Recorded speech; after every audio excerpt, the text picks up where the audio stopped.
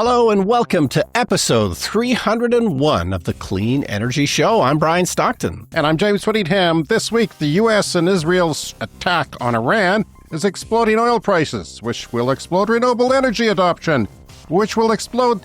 Actually, it won't explode anything else, which is good because explosions are bad for the environment and people. Yes.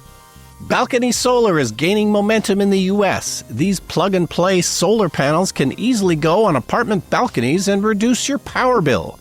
Now, if only they can make them in the shape of an owl and keep the pigeons away.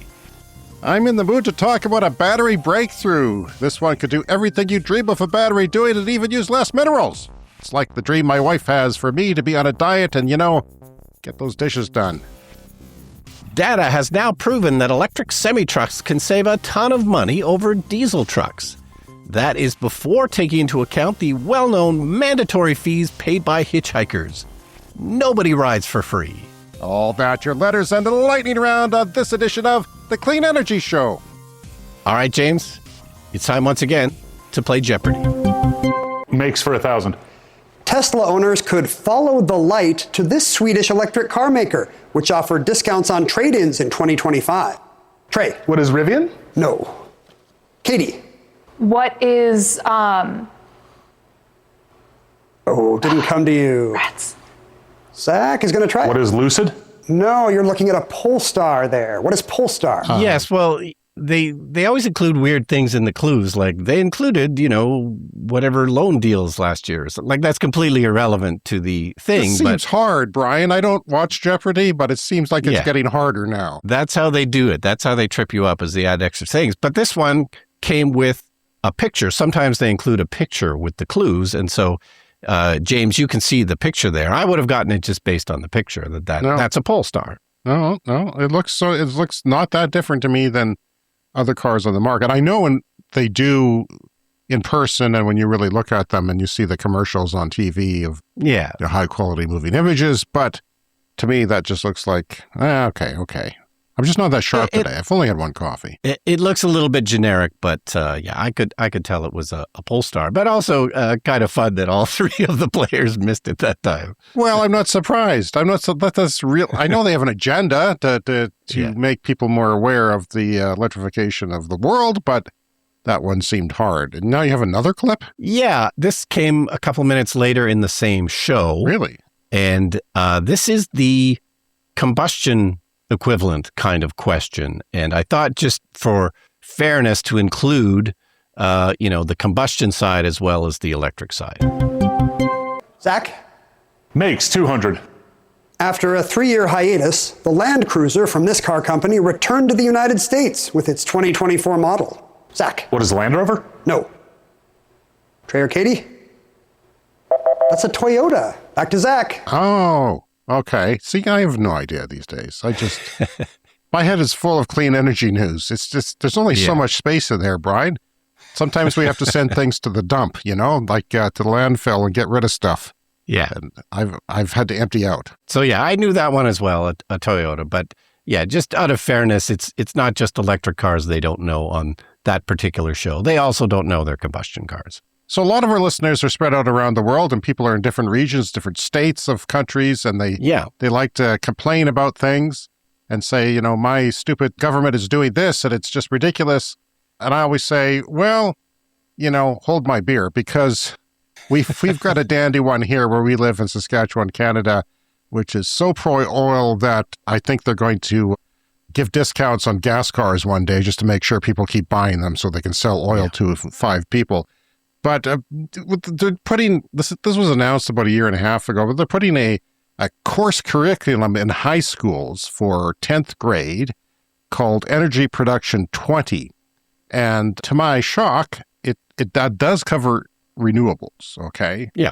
But it also covers coal, that energy of the future that we want our kids to learn about, Because we're going back to steam engines and generating electricity from the worst possible way. The only freaky place in the world who's doing it with enthusiasm is here. Yeah. And the course provides a broad overview of current energy production in our province in Canada, including coal-fired electricity, oil and gas exploration, which, okay, I can see that going on for a while. But the coal part You're going to educate kids to get into the coal business because that's such a great thing to get in. Yes, they are trying to extend it. Yes, our listener lawyer friend is trying to stop that, as well as other people are trying to sue them. And Godspeed to them. But teaching kids about coal generation being the future, why don't they teach them about, I don't know, leeches in medical school? Yeah. Does our medical school teach about leeches as a solution to everything? No. Yeah, I mean, I think if I was a high school teacher and I was teaching that course, there is a way to present it where, okay, it's required by the curriculum to teach coal, but, as a teacher, hopefully most of them will say, oh, okay, well, this is coal and it's, going away. And we'll see how that goes in the small cities like Weyburn and Estevan. I bet they're going to not have that discretion that you just mentioned there. There's a big divide between rural and urban in our province, and of course, there is in a lot of places as well. But I'm mad because a lot of urban, I was just reading my friend's Facebook page because he's from a small town, and it's like, Trump was exonerated by the courts. Well, no, he wasn't. No, he wasn't. You can say whatever you want. You can make arguments, but don't say false things that are believed by these rural people in Saskatchewan and get on Facebook and I don't know. I won't go on about that. I know you don't want me to go on about that. Anyway, speaking of bad things, well, depends who you are. I mean, there's Iranians celebrating the bombing of the supreme leader in Iran, but Israel and the United States did this attack on the weekend. You may have noticed, Brian, I know you don't watch the news, but may have seeped through somewhere through the cracks in the foundation of your wall. 10% of the oil prices going up. More than that, there are some analysts who say that it'll go up even to triple digit. We'll see how that goes. Our province and the province next door, Alberta, even more so, is running deficits now because they underestimated what oil prices would be, or overestimated, what oil prices would be. They could have listened to our show. They had that option to save, billions of dollars in budget items, but they didn't. They didn't listen to our show. It was so easy. We're right there. We're everywhere. It's free. Just go get us and listen. The Strait of Hormuz is a narrow waterway between Oman and Iran that connects the Persian Gulf to the open ocean. And in some places, it's only 33 kilometers wide with shipping lanes, even tighter than that. So roughly 20% of the world's oil consumption passes through the Strait of Hormuz every single day. That's about 20 million barrels of oil daily, moving by tanker from major producers like Saudi Arabia, Iraq, the United Arab Emirates, Kuwait, and Iran. And one of every 5 barrels of oil used on Earth travels through this little stretch of water. Well, Iran's not letting it happen anymore, so oil prices are shooting up, which is It's good for a number of reasons. It's good for provinces that are relying on the revenue of oil, I suppose, but it's also good in a way for renewables because then the economic comparison between renewables and combustion or oil and power generation changes, and are heating your home with natural gas. Like prices really get hit in Europe really hard when stuff like this happens. Yeah. Maybe not so much here. We go up a few cents a gallon or a few cents a liter here for our gas on our cars. A huge portion of the world's liquefied natural gas, especially exports from Qatar, also moves through the strait. And because so much energy flows through such a small space, any disruption, whether from conflict, blockades, or attacks on shipping, can send global oil prices soaring almost instantly. And markets react fast because there are very few alternative routes. Anyway, Qatar shut down the world's largest liquefied natural gas export facility, and Saudi Arabia suspended operations at its biggest oil refinery, all from this events in the past weekend. This might be good for the industry transition, but it might be short-lived. It'll probably be short-lived. I imagine it's not being too prolonged as far as that strait goes, because they can go... The one thing they'll do is they'll go bomb anyone who's bombing the strait, which has been going on for some time. But another argument for renewable energy like solar and wind produced at home, and it's insulated from, external forces like this. So, the price of running my car is not going to change. I haven't worried about that in years because you and I drive electric cars. That doesn't change. But then there's the example of Ukraine, the Russian attack of Ukraine 4 years ago now. That sent energy prices rising in Europe and cut off some supplies of it. And renewables just gained steam really quickly when that happened. And, a lot of that oil goes to China. 75% of China's oil is imported. And of that, 15% comes from Iran itself. Yeah. So that's a pretty significant hit. And that's why one of the reasons why they've been stockpiling. Yeah. And one of the reasons they've been moving to electric cars, because they know that they're reliant on outside oil. And, China has turned into a massive superpower, and losing 15% of their oil, that is a huge, huge deal for them. Look at what happened to Venezuela as well. They took, the United States took over that. So they were shipping oil to China. So that's a problem. So China, I'm sure, might bring back more incentives. They're starting to wean off some of their incentives for driving electric, including taking combustion cars off the road. I wouldn't be surprised if that comes back. I'm certainly no China expert, but that's the type of thing that these things can drive, is more policy to make them more energy independent in China and other places too. Cost of running fossil fuel combustion engines, EVs, is widening because of this. But here's the problem. It could boost inflation. It probably will. High oil prices boost inflation, and that drives up interest rates. And when you put a big solar farm or a wind farm, and you want to plan these things, or a battery installation on the grid to suck up that renewable power and distribute it evenly throughout the day, well, you need lower interest rates. That really spurs economic development in that area, and this could be something that sabotages it. All right. And speaking of energy independence, we have a story here from Canary Media about a thing we love to talk about, which is balcony solar. And so far in the U.S., Utah is the only state that has officially allowed balcony solar.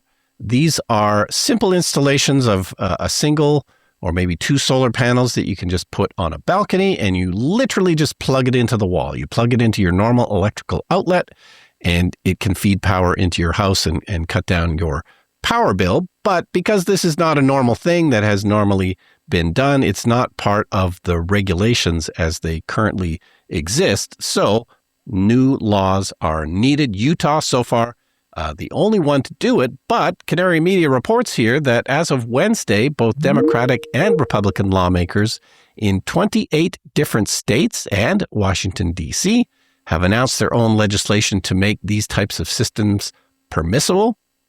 This is according to BrightSaver, which is a nonprofit that provides plug-in solar for people. And the example in the article here is they provided a $400 solar panel to Lauren Phillips in the Bronx, and it now covers 15 to 20% of her family's power needs. That's amazing. Yeah. It's it's going to work one panel best for $400. If you've got direct southern exposure, obviously this is going to work best. And, hopefully your power consumption. But they also put them east-west too. Like they'll put them east-west. And I've even seen some north, which is pretty futile. You really want to, you're desperate for solar-made electrons if you're putting it north, but some people do it. It is still possible facing north. But this one is just secured to the balcony with zip ties. I absolutely love zip ties. They could do almost anything.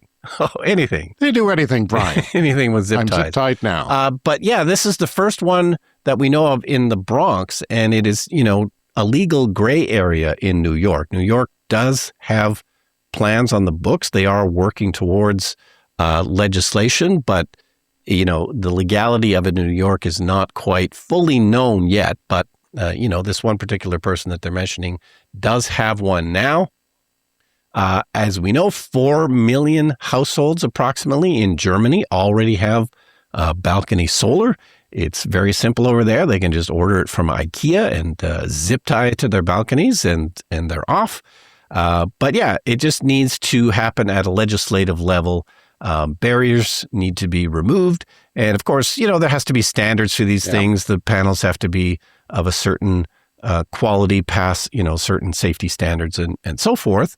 But this is coming, and, California is another state that is working on this, and there's huge, huge potential for this in California because, of course, they have a ton of people there, a lot of people in California, and, their power prices tend to be a bit high. So, this could really explode soon in the U.S. I don't know how high Lauren Phillips in the Bronx is off the ground, but I'm starting to question the zip tie thing now.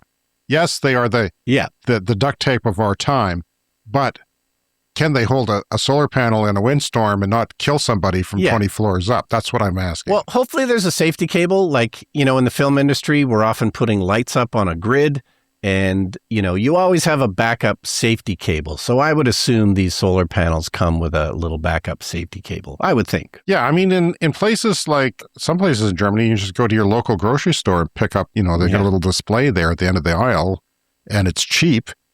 And China's doing it a lot. And some of this is getting to the point where it's a significant contribution to the grid, these balcony solar. So that's good for... We're always talking about expanded electricity needs for EVs and data centers and electrification of, heat pumps. Well, this is an easy way to do it without, it's like up to 40% of your electricity bill is paying for the transmission of electricity, not just to your home and your neighborhood, but, for miles and miles and kilometers down to the source of the power. This distributes it and makes it cheaper. This reduces the amount of electricity you need to put out, and that's good for the power company. Yeah. They're always slow to wake up to these things, but when they do, it's a good thing. And because these are small, they're probably not feeding into the grid all that often. So you're probably not getting much of a spike, hardly ever. If ever, from like a really sunny day, you can, have a spike of solar power. But because these are only putting out, like every household is generally using at least 100 or 200 watts at a time with the stuff we have in our house. Even if you're not home, there's power draw from things. So cubes, little charging cubes around the house, and in my case, all kinds of smart equipment and things that are vampire drawing power all over the place, which is a waste. Yes.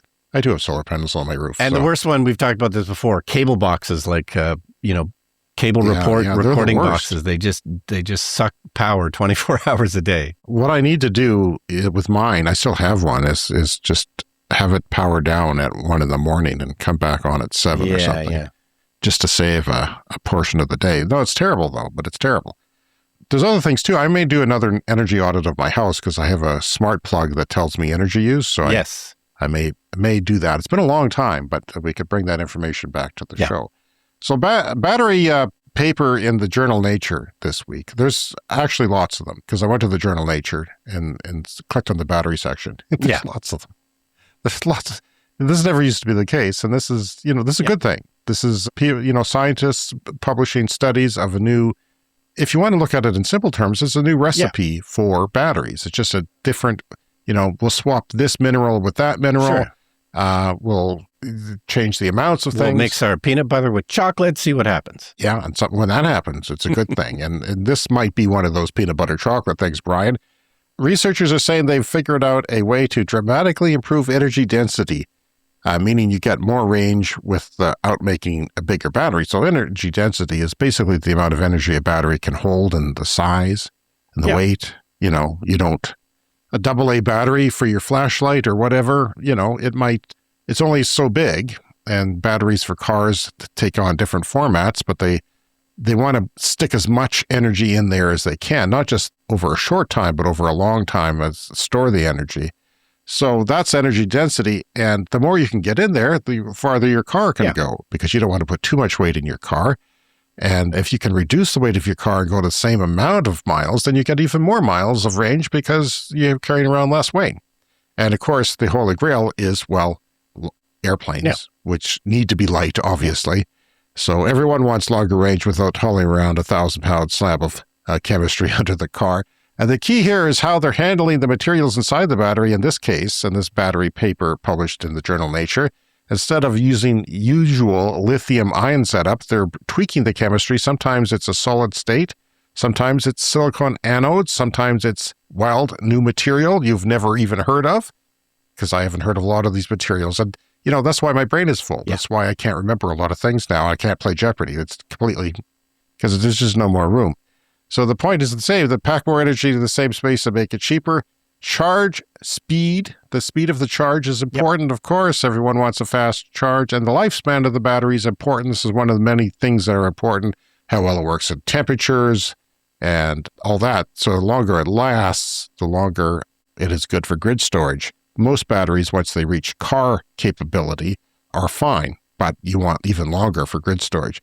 So if you can charge up faster, go farther, and not worry about degradation, that's another thing. Another thing they have to worry about is the battery degrading, and you don't want it to degrade. You want it to be as good as it is, as close as it is when the day you buy it. But the lab breakthrough does not mean the dealership next Tuesday. Obviously, we've seen this before. something works beautifully in a lab at the size of a closet, and then you try to mass produce it, and suddenly it's expensive. That's another key factor here. You want the price to be down. You want it to be stable, not unstable. You want it to be scalable. You want to be able to make gazillions of these for whatever reason. So sometimes one of these little things fails and you can't get this great new battery idea going. But if this one scales, it could mean cheaper EVs, smaller battery packs, lighter vehicles, and maybe even less pressure on mining because you need fewer raw materials per kilowatt hour for these batteries. And that's how this stuff snowballs. So there is battery breakthroughs all the time. And we're probably going to be talking about them in a week or two as BYD has a big technology day. And rumor has it they're going to have a car with 1,000 kilometers of range, or over 600 miles. That's a battery-only car. There's no gas engine in that. And I think it's success. It's success. Would you buy a 1,000-kilometer car just not to worry about things if one was available and it wasn't that expensive? I mean, it certainly does help. You know, our Model S has one of the longest ranges that you can buy in an electric car. And it does help. It makes a difference. It makes everything a little bit more relaxing, especially in the winter. So, you know, it's more at some point, you know, long ranges will be the default at low prices. If it costs a lot more money now, it's maybe not worth it, but it's always nice to have more range. Especially, we do live in a cold climate, which can affect you because you're using the battery to heat the cabin and the battery capacity decreases as it gets cold. You can use some energy to heat that battery in the car to prevent it from getting too low of capacity, but then you're using a little bit of heat there too. But these battery chemistries that are coming, a lot of them, whether they're semi-solid state, solid state, or sodium ion, and sodium ion are going into cars now. They're going into home battery packs. I think we'll have that in the lightning round. And when that happens, the weather doesn't really affect them. You know, even at like minus 40 or 50 degrees, you're only like losing like 10% of the capacity, which is hardly noticeable, especially in a 1,000 kilometer range car. You would need, like, I would say your problem of having comfort and not worrying about things is going to go away as new battery chemistries come to market here. And hopefully they will, because that is one of the biggest impediments to adoption is cold weather. Even slight cold weather can, I'm still reading this all the time. People that are buying EVs now are just expecting them to work. They're expecting the range. And time after time, it's like people have no idea. And then they're disappointed. And that's on the car dealerships to not tell them. Because that has to happen. And maybe they don't even know. Like a lot of cases, they just know combustion engines. And, you know, I've talked to these people. They don't know crap. They don't want to know crap. But we're going to keep an eye on battery chemistries as they evolve. All right. So we were just talking about this on our last bonus episode, data centers. This is a huge, huge thing that's constantly in the news now. Data centers are being built at an alarming rate. There's one going up near us, and a lot of people are very alarmed about that and trying to get answers about, well, how much power is that thing going to use? How much water is it going to use? And so far, you know, there just aren't any answers forthcoming about that. You know what's going to happen, Brian? If they don't have a solution, they're going to burn more coal to give power to that plant. Yes. Because the coal is there to burn, and we're burning coal, and we're planning on burning it to 2050. Yeah. You know, when the world is over. Yeah, and we'll still be burning coal. This is the main problem, and it's also the main question. It just seemed weird that anyone would announce a data center for here, given that we do burn so much coal. Yeah. It leaves the company building it very vulnerable to, accusations of ruining the planet. And it's also not the cheapest. Yes, Bell Media. Yeah. This is a telecom in Canada. Bell, go elsewhere. Go elsewhere. Go next door where there's hydropower sitting around not doing anything. Literally. You know, I mean, or build a goddamn big solar farm and wind farm to power it. I'll accept that. Yes. But don't use our coal, because that's disgusting. Yes. You're disgusting. They have mentioned... You're disgusting. You were disgusting before this. Everybody hates Bell. Yeah. They're my cell phone provider. I hate them horribly. But yeah, they could just go next door to Manitoba, which is almost entirely hydropower. But yeah, they've said nothing about if they're going to put solar panels on that center. But anyway, a story here from Electrek, and it's about data centers, and it's about being energy independent, just like countries, just like Ukraine, just like China. You know, the goal really should be for both countries and companies that use a lot of power to be energy self-sufficient. So This story from Electrek is about a data center in New Jersey. It's Iron Mountain, which is a data center company, and they've signed an agreement now with Calibrant Energy to add 23 megawatt hours of battery storage to their data center, and that goes with the existing 7.2 megawatts of solar that they have on the roof. And solar is often a no-brainer for these data centers, which have a, generally speaking, very large roof area. Iron Mountain has said that they want to be carbon-free at all of their data facilities, but the energy independence might be the more important thing, because just think about how this makes your company more resilient, just like it makes your country more resilient. It means you can control the costs. It means you're not subject to your utility raising the rates, and they may have to do that if everybody keeps building data centers and demanding. And everybody hates data centers, which is already happening. For that very reason, because of prices. So, and Ethiopia, we talked about recently, they banned combustion cars. They didn't really do it for clean energy reasons. They did it for economic reasons, because Ethiopia has to import all of their gasoline. And it just makes way more sense for them to go down the road of clean energy and electric cars. So this data center is still going to be connected to the grid. So there may be times when they have excess power and they can feed that power to the grid. But yeah, this just needs to be the norm for data centers, and they should just be doing it on their own. They, hopefully we don't need, laws and regulations to force them, because it just makes sense. Yeah. In simple terms, it's a whole bunch of computers going really hard. And when a computer goes hard, you have fans in computers. Yeah. Well, that's to cool them. Yeah. Because the processors and the GPUs get hot. And that can cost a lot of money to cool when you have, thousands, tens of thousands of these things running in a warehouse or something. You have to cool them and use water to cool them as well. And the one thing that we haven't mentioned that may be an advantage to building it here, even though we have coal power, is, of course, we do have a fairly long, cold winter. So then, theoretically, you can pump in the cold air. I know that this has been talked about before in like data centers in, I think, Minnesota, I think we talked about one time. But you should get a few months of free cooling in the winter at a data center that's in a colder climate. Yeah, you would think so. This goes back to your theory that living where we do, that your refrigerator should have a tap to the outdoors. Yes. To have free cooling. I talked about that in the early days of the podcast. It just seems crazy to run electricities on our refrigerators when it's minus 40 outside. So yeah, we should build them all next to an exterior wall with just, a pipe that we can open up to the outside. Sometimes we put food outside if our deep freeze is full, or a freezer, and it's sort of a chest freezer, they get full, we'll if it's cold out. But also I found that, the sun, this time of year, it can be cold in March, but it can also, the sun is very powerful. Yeah, if you're storing your cold food outside, you do have to be aware of the sun, because sometimes it can warm it up too much. And of course, famous story in my family, which I did mention before a long time ago. My father-in-law drove around all winter once with a frozen turkey in the trunk of his car.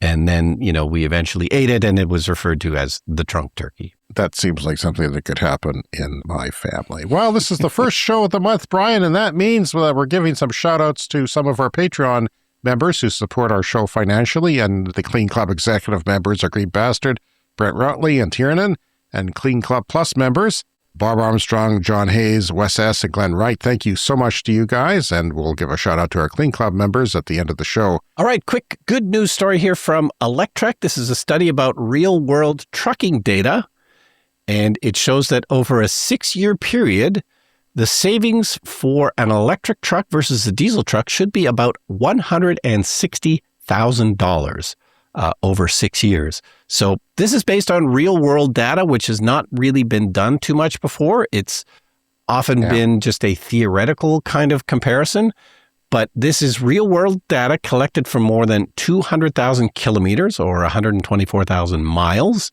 comparing diesel and electric semi-trucks over a year of operations in the Montreal area. This is here in Canada. So a full year means they do get some winter months in there.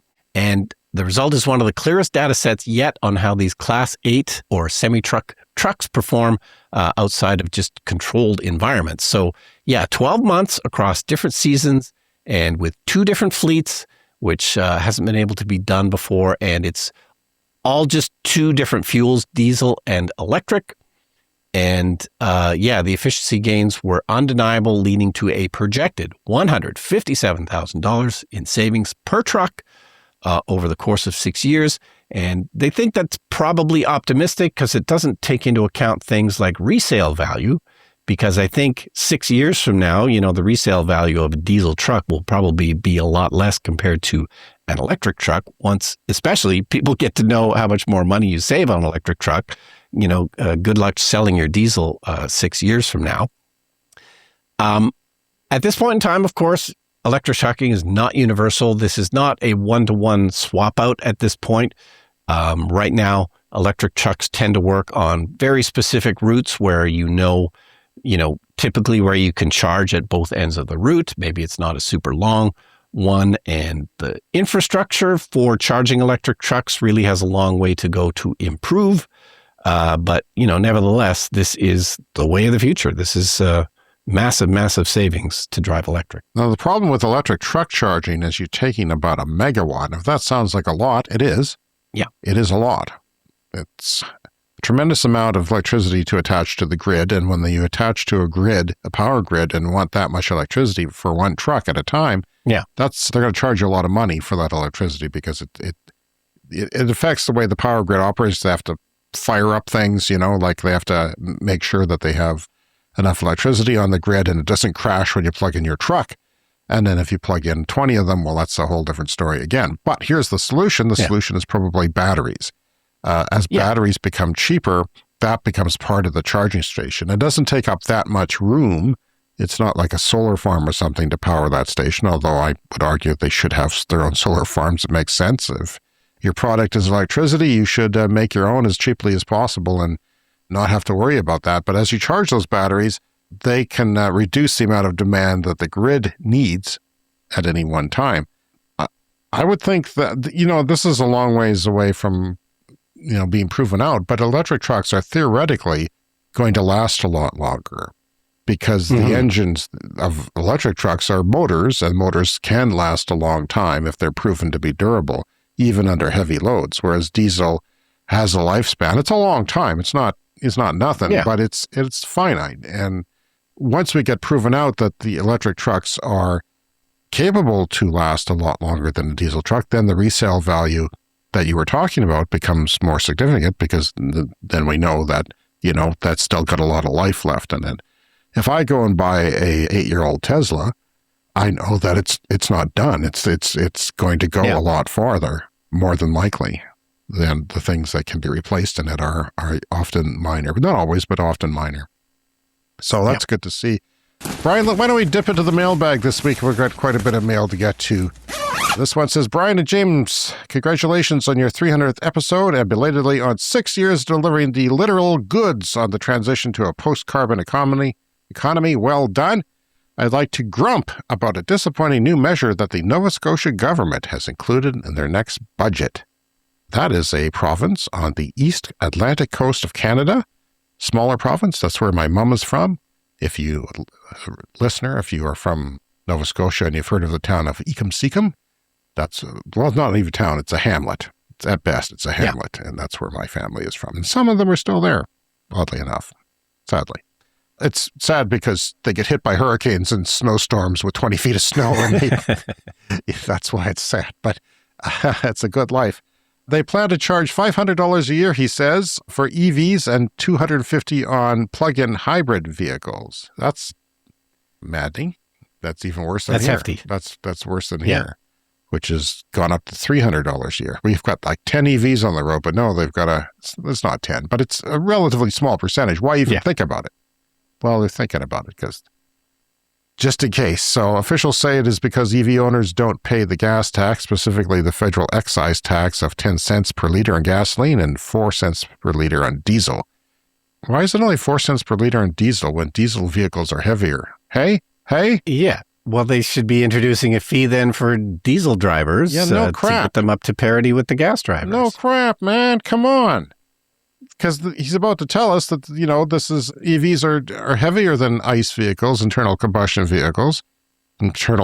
engine vehicles, typically for 40%, but the tax on diesel is significantly lower, even though diesel-fueled vehicles are much heavier and so contribute so much more to the wear and tear of the roads. And of course, everyone drives a diesel truck here. Yeah. Because of manhood issues. Yeah.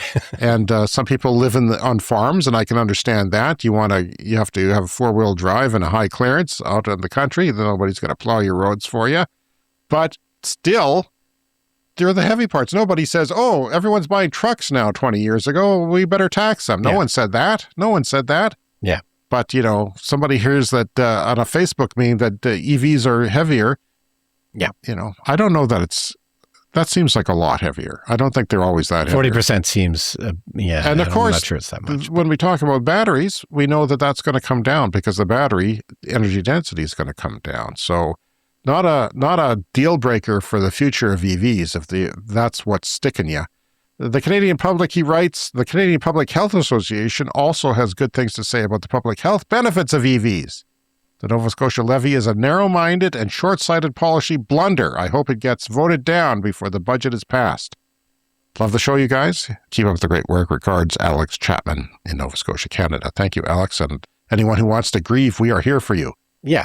Gripe away. And now it is a real issue because, they are going to lose out on gas tax revenue, and governments need tax revenue to operate. And, as the sale of gasoline slowly chugs down, they will need to replace that revenue somehow, but never been a big fan of doing it this way. It's such a farce that diesel gets there's just another combustion, another oil and gas subsidy, really, by making it 4 cents for diesel and 10 cents for cars, like weird, or for gas rather. Like, come on, this disgusts me. That's what it does. It disgusts me. All right, we've got another one here.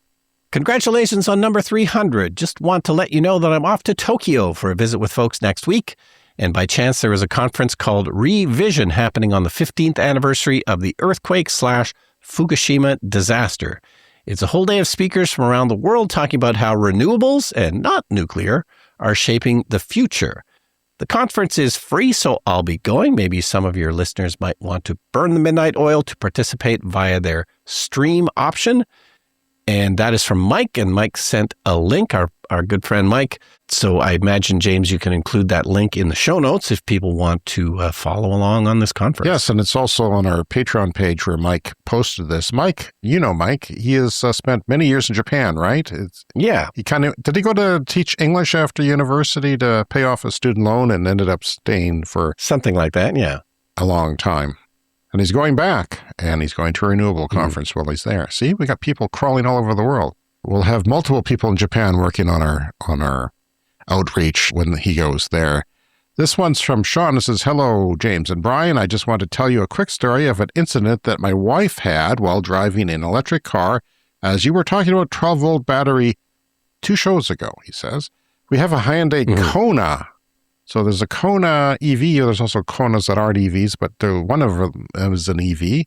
And it has a known issue with the 12-volt battery because, most electric cars, all of them really, and it's kind of sad that this is the case, they have to have a little 12-volt battery, not for cranking an engine, but just for turning on the computer. And then the big battery that powers the drivetrain on the car, the big heavy battery, that recharges the 12-volt as necessary instead of an alternator. Yeah. Anyway, he says, my wife was out shopping and the battery died and it wouldn't start. So she rang AA roadside assistance. An hour later, a man came out and saw it was an EV, and he said to my wife straight away, I bet you think you're saving the planet by driving this. And my wife just said, I don't know about that, but I'm certainly saving money. He jump-started the 12-volt battery and got it working, but he was rather annoyed that he had to be called out to an electric car. And said to my wife, you should Google to see how these types of cars are made. Probably another guy who lives on Facebook. Yeah, there's a lot of misinformation about the carbon footprint. There is a carbon footprint to making an electric car, but of course, it's not an ongoing carbon footprint like a gas car. You see how these things are made. And okay, so he goes on to say, you would think that a guy who spends all day helping people with broken down cars would have a bit more knowledge about electric cars. But hey, how some people can never be converted. He will be converted. This is from Sean. Sean, he will be converted because one day that's all he'll be doing in his electric cars. He doesn't realize it. A lot of these idiots in the world don't realize it, but they'll come around when they see that one day they'll wake up and realize, oh, I I guess past me was wrong. So tow truck drivers are some of society's best.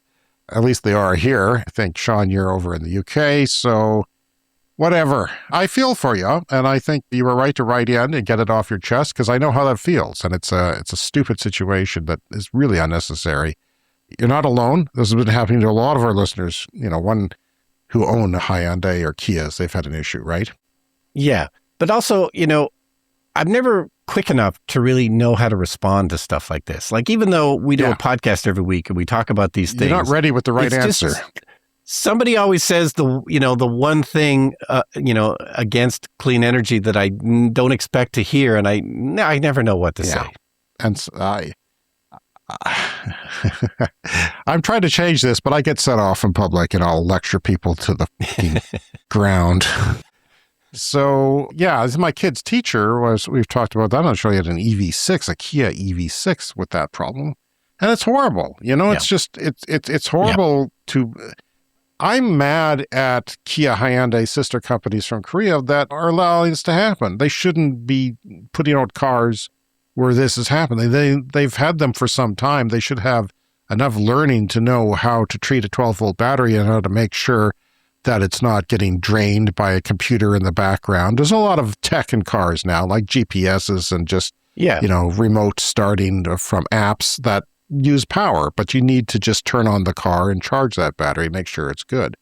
It's a software update. But the good news part of this is it's a quick fix. You just jump-start it like you do a gas car. So, I don't know why the tow truck driver was complaining, because he probably has to jump-start 50 gas cars bend over and day. Put stuff under the wheels. Well, what's he complaining about? Come on.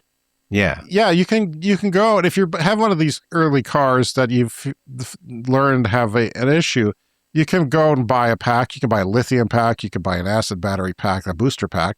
They don't have to be powerful. Unlike a gas car that has to turn over an engine in cold weather or something. You just got to get the computer going, and the car will start, and then it'll start charging itself back up.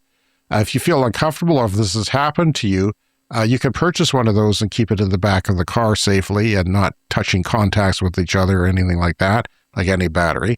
Then that can be some peace of mind, but it is not something you want to do. So I wish that these car companies would get that problem out of the way and not do foolish things, because it affects people. Like the tow truck driver now says, I just had an EV the other day. They don't work, because that's what happens. It's anything new that's scary to people, they make, black and white conclusions, and that slows things down. But it's inevitable with any technology change. The issue with these batteries usually comes down to three things: software, a phantom power drain, and the fact that it's still using an old school lead acid battery. The fact is, electric cars, they actually use the 12-volt battery a lot. There's some people who are thinking about going to 18-volt systems, 48-volt systems, different systems like that. I think the Cybertruck is at a 48-volt. Yep. 48-volt is hopefully the future, but, there's just so many components in a car that run on the 12-volt. It's just been, almost impossible to really move away from that 12-volt standard, which was, established decades and decades ago. The main batteries with software are supposed to top up that battery when it gets down. And also, you need better batteries for these cars for the 12 volts, and some of the Hyundai Kias have put in inadequate batteries. Yeah, and I believe my Tesla Model S has a lithium-ion 12-volt battery, which is, not only smaller, but also, just better than the old lead acid, which are obviously such, older technology. And I think it's better for cold weather starts, too, as if I'm not mistaken, but they're very expensive. That's not because lithium-ion batteries in general are expensive, but because of this format. So few of them are made in this format that they become very expensive and prohibitively expensive, like they're hundreds of dollars. So if your main battery, this is one solution, if your main battery in the car is below 40% in the Hyundai Kias, sometimes the car stops maintaining the 12-volt, which doesn't seem that low, just to give up on things. Like I know my old Nissan Leaf, it'll give up around 20%. It'll stop heating the battery at that point. So you want to make sure that it's plugged in if it's getting low, and you're leaving it. I leave it over Christmas in cold weather and have to go out and plug it in, but not too long, and then I have to unplug it. Yeah, and the Teslas wait until 20% before they start shutting off things like Sentry mode. Yeah, because if it sits below 20%, the batteries can get damaged over time, like the capacity of them goes down. But this is another thing that's changing with new battery chemistries that don't matter. Some of them charge to 100%. You leave them at 100%, no problem. You drain them, no problem. Yeah. So I think, 10 years from now, all this stuff will be archaic. It'll just seem ridiculous that we once were there. But lead acid batteries aren't that great for this kind of start and stop EV life. Many fail in 2 to 3 years, which is not long. Usually it's about 5 years before you replace a battery, or even 6 or 7. What helps keep your battery above 40%? Use utility mode if you're sitting in the car with accessories on. Consider upgrading to an AGM battery. That's the batteries that come in the Chevy Bolt that we have, which means it's an expensive battery. So when it comes time to replace that battery, you're going to spend a lot of money because it's an AGM battery. Some people are getting them cheap. From the dealer, they're really expensive. It's ridiculous how expensive they are. And of course, there's labor for spending 5 minutes to replace it that they say is longer. Yeah. So consider upgrading to an AGM battery if you own one of those Kia EVs, or get a jump pack. Maybe you should have one anyway. You'll be a hero if you're helping someone else get started. You don't even have to break out the booster cables and risk your own car. You just have a pack around. So, and I've seen tire inflators, battery tire inflators that also have little jumper cables on them. That might work for you. So you might want to have an inflator in your car. I mean, they come with inflators, but you can buy one that's maybe a little easier to use. You don't have to plug it into your 12-volt socket. You can just use it independently, which is kind of the way to go. All right. Well, thanks for all the letters, everybody. If you want to drop us a line, the email is cleanenergyshow@gmail.com. There's always the SpeakPipe option to leave us a voicemail, speakpipe.com/cleanenergyshow. The Clean Energy Show podcast is an independent podcast made possible by our listeners like you who support us on Patreon. Visit patreon.com/cleanenergypod now and support this podcast for as little as $1 US per month. Doing so gets you perks like verbal shoutouts that we'll hear more of later in the podcast. But coming up first is the lightning round.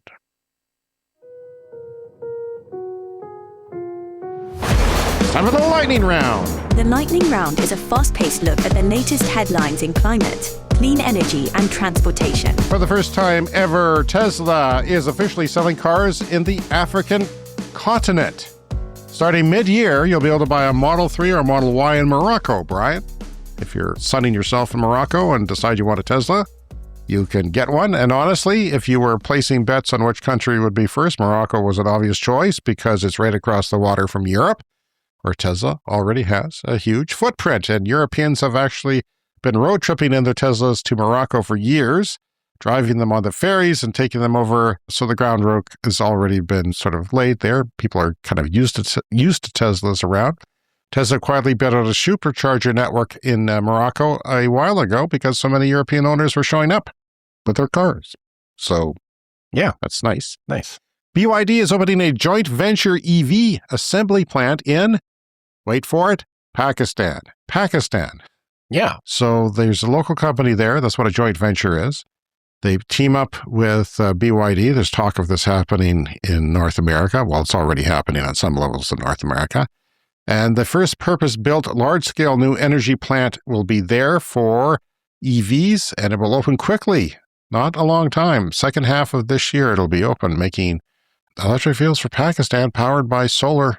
Wow. Installed by their own customers on their own rooftops and factories. So that's what's going on there. A North Dakota judge says he will order Greenpeace to pay an expected $345 million US in an oil pipeline case that dated back to 10 years ago. Last year, a 9-person jury of North Dakotan draggers from North Dakota. They're not all that way there, but my God, this jury was notoriously pro-oil and pro-bad things, and just it was a bad jury. Bad jury.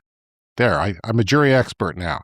They found the Netherlands-based Greenpeace International, Greenpeace USA, and funding arm Greenpeace Fund Inc. liable for defamation. Well, they said they hurt the oil company's feelings. They did, and now they have to pay more money than they've ever had in their history, because that's the North Dakota jury. Yeah. From oil country in North Dakota.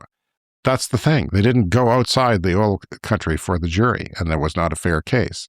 So this is a Dallas-based Energy Transfer and a subsidiary of Dakota Access Limited. The jury found Greenpeace USA liable on all counts, including conspiracy, trespass, nuisance, and tortious interference. Yeah. The other two entities were found liable for some of the claims. Greenpeace is optimistic, though, about an appeal. They say these claims never should have reached a jury, and there are so many possible legal grounds for appeal, including lack of evidence, support key findings, and valid concerns about the possibility of ensuring fairness, Greenpeace said. Yeah. While U.S. battery installations reached a record 57.6 gigawatt hours in 2025, that doesn't make any sense to you? Know that they were up 30% year on year, and know that 30% increase is a pretty big increase in this transition as the industry enters what they describe as a new phase of sustained high-volume deployment. Look out, batteries are coming. Yeah. And they're coming for fossil fuels, including those people in North Dakota who will one day forget that they ever were on that jury and are driving around in electric cars in a clean air world. China's solar power generation overtook wind for the first time last year. So yeah, wind was big. Wind was big in China, but solar, even bigger now. Overtook it for the first time as far as the amount of electricity, the output. Boom, and cheap panels. You know, these cheap panels continues to reshape the country's grid and climate trajectory. CHN Energy switches on a 2 gigawatt solar plant at a coal mining subsistence area. CHN Energy switches on a 2 gigawatt solar plant at a coal mining subsistence area. I'll get it right. The solar PV facility transformed a coal subsistence zone into one of China's largest utility-scale solar and transmission hubs. No, where there's a coal generating station, there's power lines. Yeah. Big fat power lines to carry. Yeah. You can shut down the coal and put up something cleaner. It's part of a 6 gigawatt solar cluster, of which 4 gigawatts are now operational. Think of a gigawatt as a big coal plant or a nuclear reactor. That is a lot of solar. There's no fooling around there. That is a lot of solar in one area. Fully electric vehicles in Europe reach 20% of new car sales, 30% if you include hybrids with plugs, and they often do. So, yeah, but there's a lot of hybrids sold, like normal hybrids that don't have plugs, they use electricity for efficiency that they charge from the engine.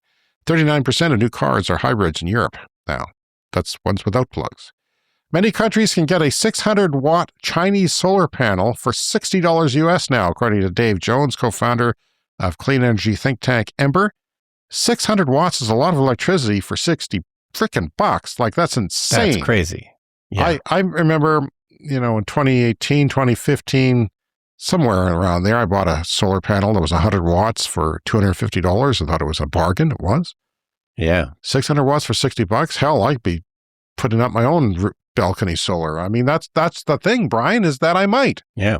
Once they have plug and play for that, I might just strap it to my fence and call it a frickin' day. Yeah, because I wouldn't necessarily want to, add another inverter and everything for the solar panels that I have. But sure, adding a bit more if it's just plug-in solar, why not? My inverter, I only have 3.3 kilowatts on my roof, but my inverter will take more. So I could probably get it up to 5, because they looked at that after I asked them before they went out of business. Yeah. I asked them about that. But, yeah, like I could charge my car. You could charge your car. You could put it on your carport. Yeah. Is your carport covered with panels? Yes, it is. It is, okay. That's some good rooftop space you got going there for your carport. But, yeah, I could do it in the wintertime. I could, we're north and facing south. A vertical installation of a solar panel would make sense for the winter months. And, I mean, that's not a lot of money. We're talking 1.2 kilowatts for $120. That's insane.